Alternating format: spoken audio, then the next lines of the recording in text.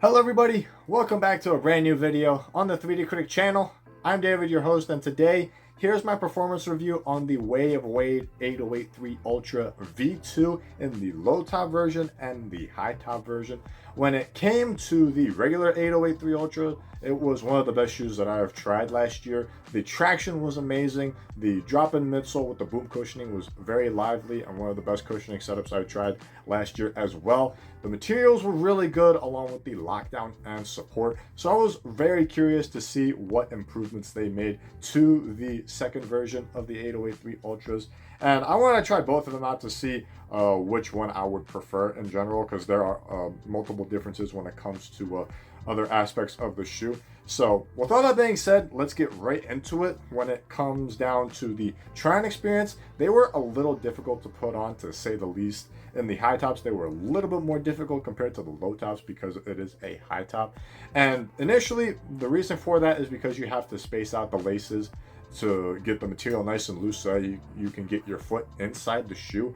And to add on top of the growing pains in that, the inside of the shoe, when it comes to the midsole itself, it has a very tacky texture to it, and it sticks to the sock, so that is a little difficult to move your foot inside the shoe, which was very annoying at first. But once you keep getting used to it, the more you do it, it does decrease the grip inside the shoe a little bit. So the initial growing pains are quite difficult, to say the least, when you are getting your feet inside both of these shoes.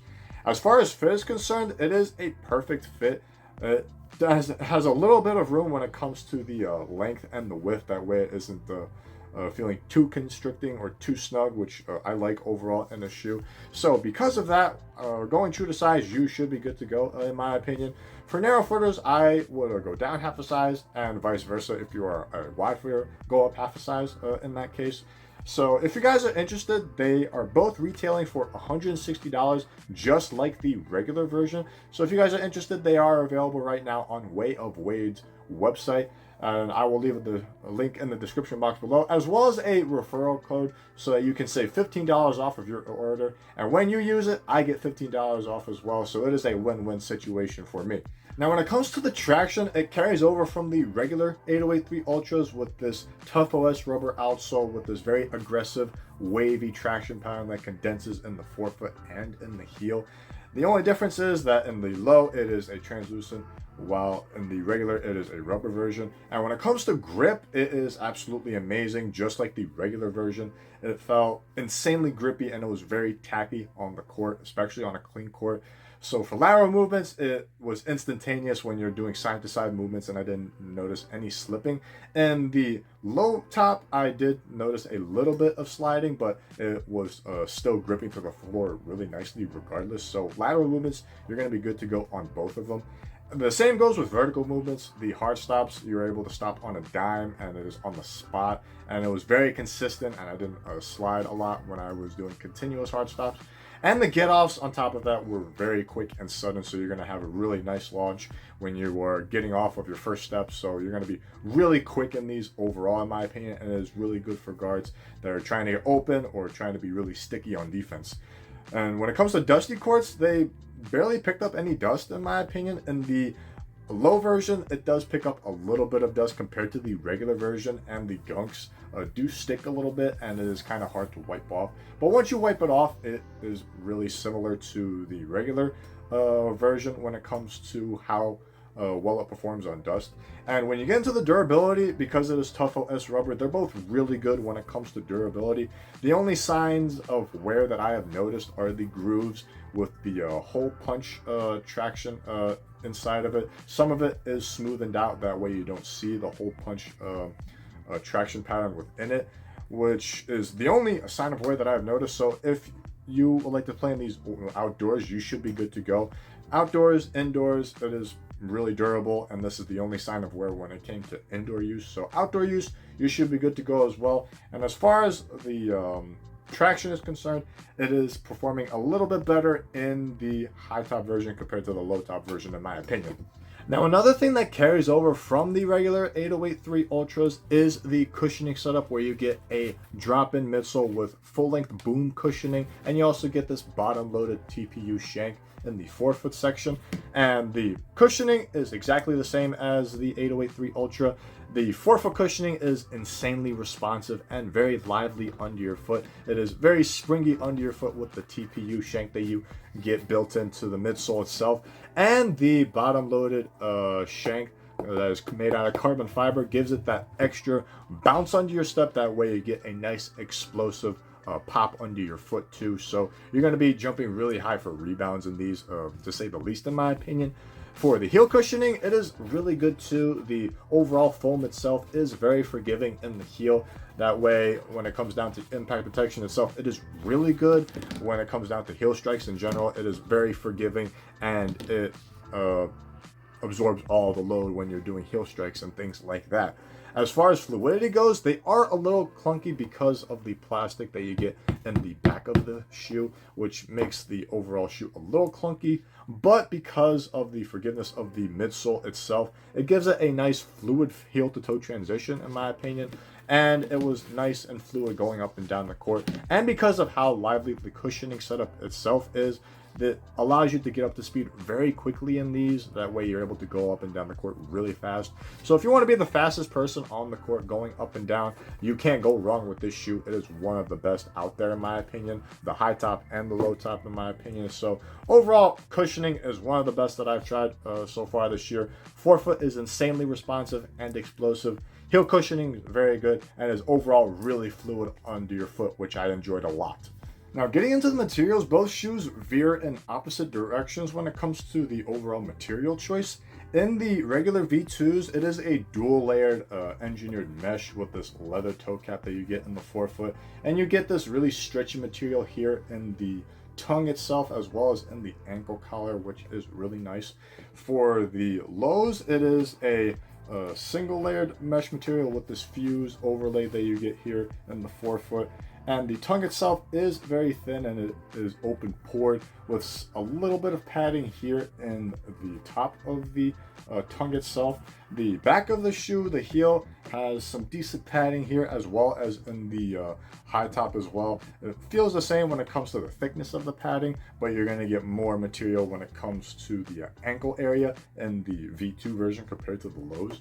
And both are really comfortable, in my opinion. In the forefoot, it is very flexible with the materials, and it felt like I was one with the shoe, in my opinion. It was very flexible, and I didn't experience any pitching as a result of that. In the midfoot, while it is very comfortable in the V2 version, and it is evenly stretched out when it comes to the stretchy tongue, I didn't experience any lace pressure when it came down to the V2s.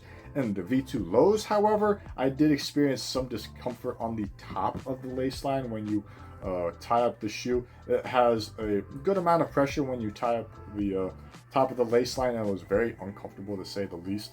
So that was my main issue when it comes to that. I had to adjust the shoelace a little bit so that I won't be too uncomfortable, to say the least. That way it doesn't feel like it's cutting off my ankle when I'm tying them up. And the heel, like I said earlier, it has ample padding, and it felt really nice in the back of my foot. I liked it a little bit better in the V2s because of the sock-like material that you get wrapping up your ankle, which felt really nice in general. And when you move into aesthetics, it is one of the best looking shoes that I have seen, in my opinion. In the low tops, it gives it this sunrise sunset vibe with the whole color scheme that it is going with, that it's making the shoe stick out. But the material choice is kind of cheap, in my opinion, with the really thin mesh that you're getting in the forefoot, as well as the fuse, and it continues all the way into the midfoot, as well as the tongue, with this really thin open pored material. While in the regular V2s, it has this dual layered mesh, which looks really premium, along with the leather toe cap that you get, as well as the Wade logo stitched on the lateral side of the shoe, while it's just painted on the low version. And the stretchy material looks really nice and really well done, in my opinion, and it is very nice and aesthetically pleasing when it comes to the V2s.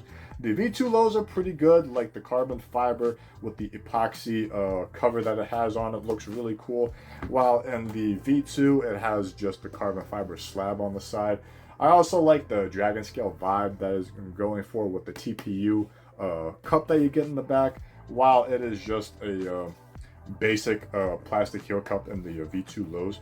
Both shoes look really cool in my opinion, but when it comes down to getting the best out of this shoe, bang for your buck in my opinion, you get more in the regular V2s compared to the V2 lows because of the material choice in general. It is more premium in the V2s compared to the V2 low, whereas feels a little cheap in my opinion. But they're both pretty comfortable to say the least, and you can't go wrong with either shoe. I just find it a little bit better in the regular V2s compared to the V2 lows. Now, when you get into the lockdown, both shoes are absolutely phenomenal when it comes to lockdown. In the forefoot, because of the one-to-one fit, it is really good, and you won't feel any shifting inside the shoe when you're doing lateral movements or hard stops or things like that. So forefoot lockdown is really good in my opinion. And because of the tacky ridges that you get on the midsole itself, it prevents the foot and the sock from making any friction with the midsole itself. That way you won't experience any movement inside the shoe on top of that. So it just completely rounds out the phenomenal forefoot lockdown that you're going to get.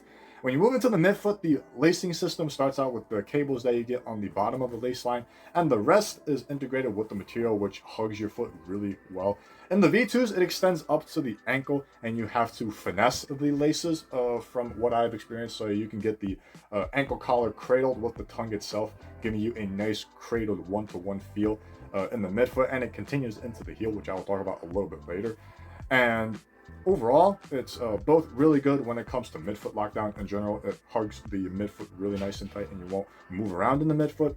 In the heel, when it comes to the V2 lows, you do experience a little bit of heel slippage, but I hardly ever noticed it while I was playing, so I didn't really have any issues with it. However, the lockdown in the V2s are something else because of the high top style. Once you finesse the ankle collar with the tongue itself, it gives you a nice, wonderful one-to-one feel, and it felt very satisfying. Whatever heel slippage that I noticed in the lows, it completely eliminates that feeling in the high tops, and it secures it into place, resulting in absolutely no heel slippage, in my opinion, which is a little bit better compared to the V2 lows. So you can't go wrong with either shoe. I just found it to be a little more lockdown in the heel in the V2s compared to the V2 lows. Now, in terms of support, it is the best that you can possibly get, and it is just like the regular 808-3 Ultra, in my opinion. When it comes to lateral support, both shoes feature a protruding outrigger with the plastic coming up, as well as the fuse overlay that you get in the low and the leather that you get in the V2. And on top of that, the midsole has a sidewall throughout the midsole. That way it gives you that extra lateral containment, giving you inside the shoe, and it moves into the midfoot as well with the plastic riding up to the material itself. And you get some extra containment in the regular V2s with the more supportive mesh material because of the extra layer of mesh that you get, and the stitched Way of Wade logo that you get gives the material that extra support on top of it. They both really have a sturdy TPU heel counter that you can see, which gives you really solid containment in the heel. And also in the V2s, the regular V2s, the ankle wraps up to give you that extra bit of security, but it's more of a placebo effect in my opinion, and it gives you that feeling of extra security. So it doesn't really do that much. It just gives you that placebo effect when it comes to the overall feel of how you feel in the shoe overall. But you can't go wrong. The ankle support that you're going to get is really good in the V2s compared to the V2 lows, where you don't get that much ankle support. So overall, when it comes to lateral support, it is a little bit better because you get extra support from the material itself with the extra mesh material that you're going to get, as well as the leather that you get in the forefoot. But one thing that is exactly the same in my opinion is the torsional support. Because of the torsional rigidity that you get from the TPU shank and the drop in midsole that you get, it gives you a really nice rigid platform, and it gives it enough flexibility that way it's not too restricting in the shoe itself. And then it gives you really nice balance in both shoes because it is the same exact shoe, same exact midsole, and stuff like that. So you're going to get really excellent balance at all times when it comes to overall torsional rigidity. And the base of the shoe is exactly the same. It is very wide and flat, giving you a nice solid platform under you, so you can do anything without hesitation in either of these shoes. And it was very confidence inducing with whatever you're trying to do on the court. Whatever you are planning to do, you're going to do it with ease, and you won't hesitate in doing so. So it is a very confidence-inducing shoe when it comes to overall support. But overall, I found the support to be a little bit better in the V2s compared to the V2 lows, but it is not by much.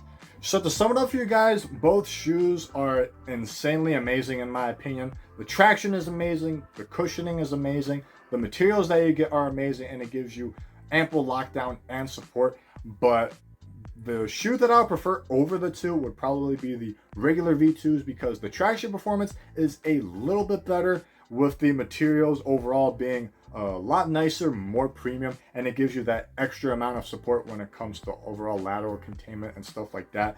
And the V2 lows, I found the materials overall to be a little cheap in my opinion compared to the regular V2s, which is kind of what's straying me away from it. And they're both 160, so you're gonna get more bang for your buck in the regular V2s compared to the V2 lows in my opinion.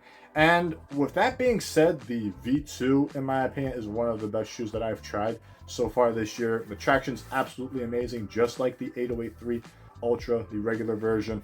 Cushioning is one of the best. The materials, the quality that you get is absolutely amazing in my opinion, and the overall lockdown and support that you get on the shoe is one of the best that you're going to get. It is a complete package overall in my opinion, and I absolutely love these.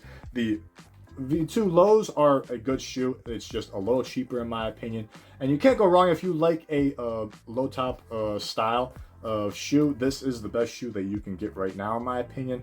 But if you want the complete package overall in my opinion, I would go with the 808-3 Ultra V2.